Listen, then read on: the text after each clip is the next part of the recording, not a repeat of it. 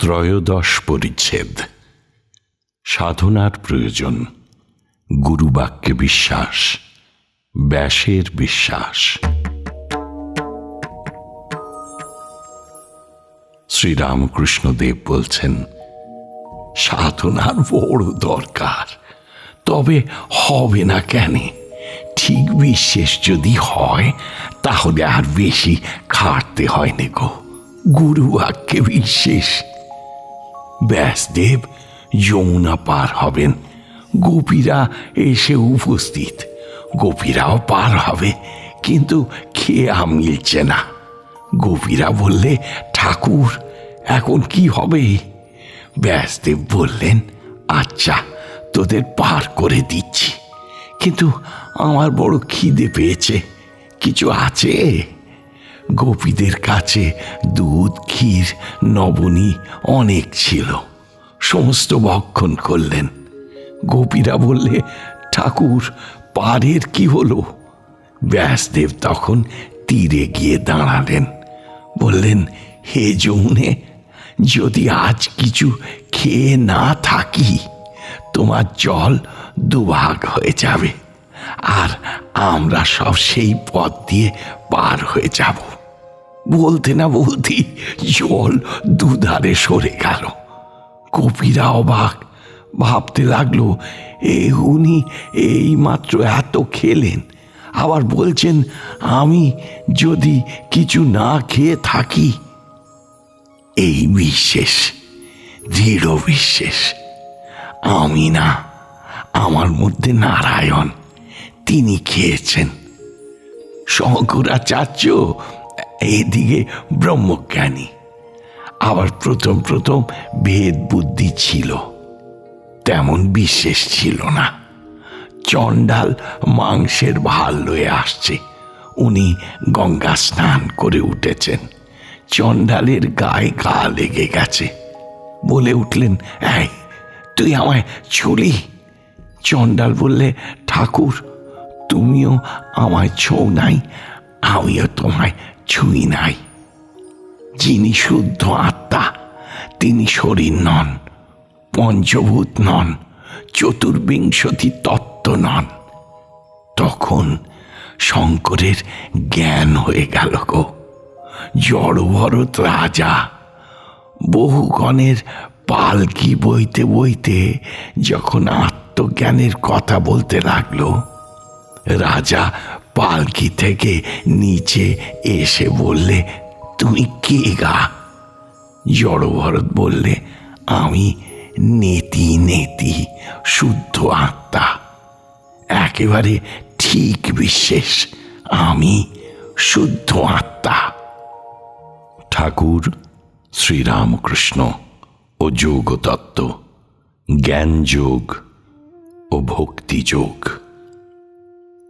আমি সেই, আমি শুদ্ধ আত্মা, এটি জ্ঞানীদের মত। ভক্তেরা বলে এসব ভগবানের ঐশ্বর্য, ঐশ্বর্য না থাকলে ধনীকে কে জানতে পারত? তবে সাধকের ভক্তি দেখে তিনি যখন বলবেন, আমিও যা তুইও তা, তখন এক কথা। রাজা বসে আছেন, খানসামা যদি রাজার আসনে গিয়ে বসে আর বলে, রাজা তুমিও যা আমিও তা, লোকে পাগল বলবে গো।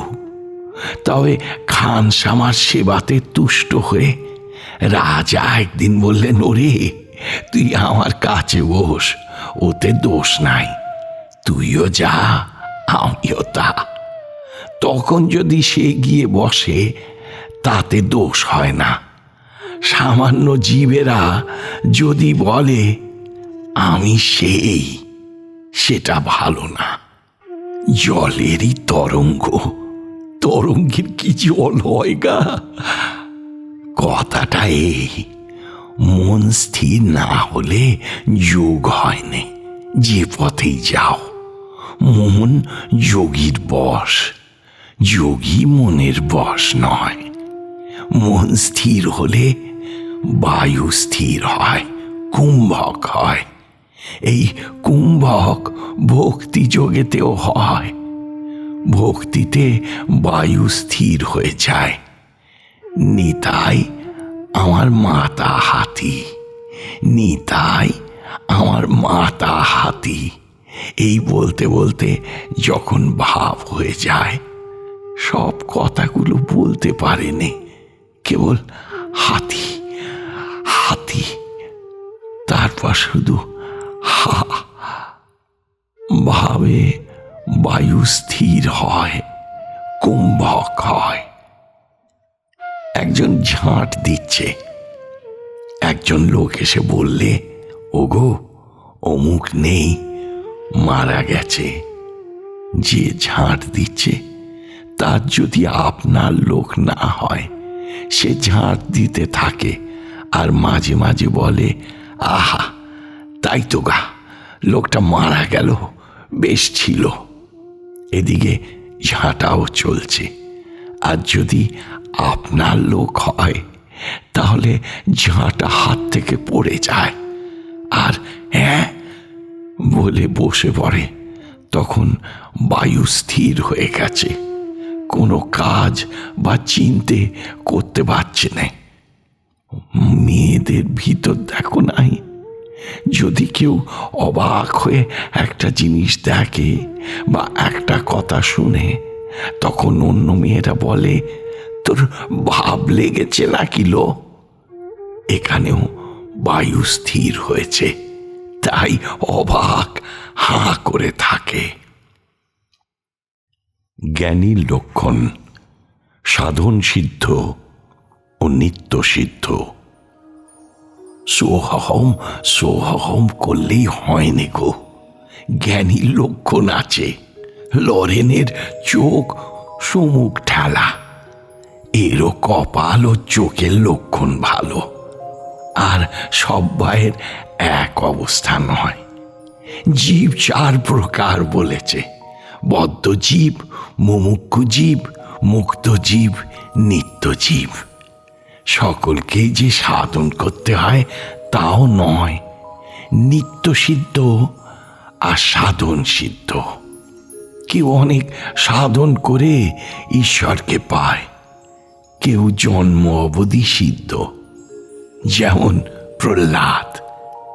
ওই হোমা পাখি আকাশে থাকে, ডিম পারলে ডিম পড়তে থাকে, পড়তে পড়তেই ডিম ফুটে ছানা বেরিয়ে আবার ছানাও পড়তে থাকে। এখনো এত উঁচু যে পড়তে পড়তে পাকা ওঠে। যখন পৃথিবীর কাছে এসে পড়ে, পাখিটা দেখতে পায়, তখন বুঝতে পারে যে মাটিতে লাগলে চুরমার হয়ে যাবে।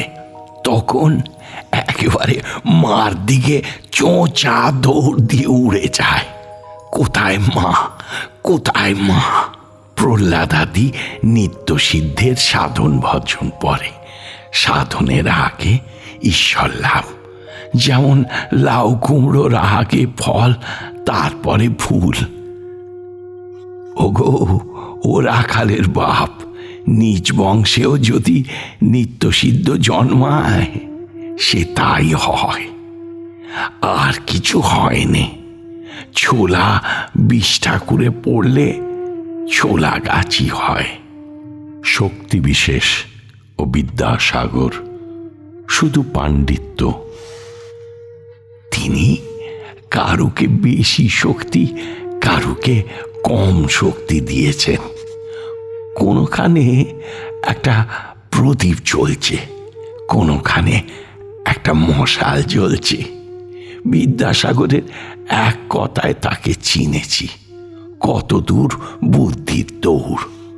যখন বললুম শক্তি বিশেষ, তখন বিদ্যাসাগর বললে, মহাশয় তবে কি তিনি কারুকে বেশি, কারুকে কম শক্তি দিয়েছেন? আমিও অমনি বললুম, তা দিয়েছেন বই কি। শক্তি কম বেশি না হলে তোমার নাম এত হবে কেন? তোমার বিদ্যা, তোমার দয়া, এইসব শুনে তো আমরা এসেছি। তোমার তো দুটো শিং বেরোয় নাই। বিদ্যাসাগরের এত বিদ্যা, এত নাম, কিন্তু এমন কাঁচা কথা বলে ফেললে। তিনি কি কারুকে বেশি শক্তি, কারুকে কম শক্তি দিয়েছেন?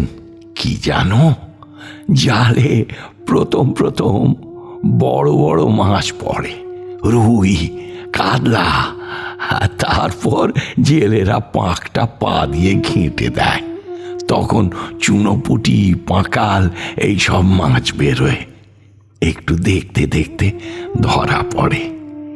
ঈশ্বরকে না জানলে ক্রমশ ভিতরে চুনোপুটি বেরিয়ে পড়ে। শুধু পণ্ডিত হলে কি হবে?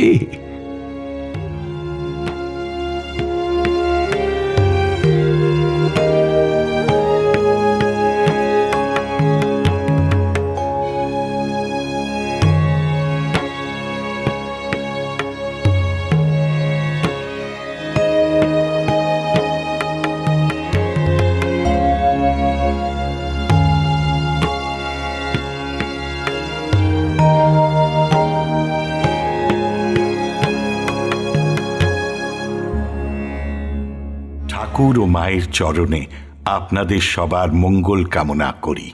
লাইক করুন, শেয়ার করুন, অন্যকে দেখার সুযোগ করে দিয়ে পুণ্য লাভ করুন। আর সাবস্ক্রাইব করুন, বেল আইকন পুশ করুন, যাতে আমাদের পরের নিবেদনের খবরটি আপনার কাছে পৌঁছয় সবার আগে।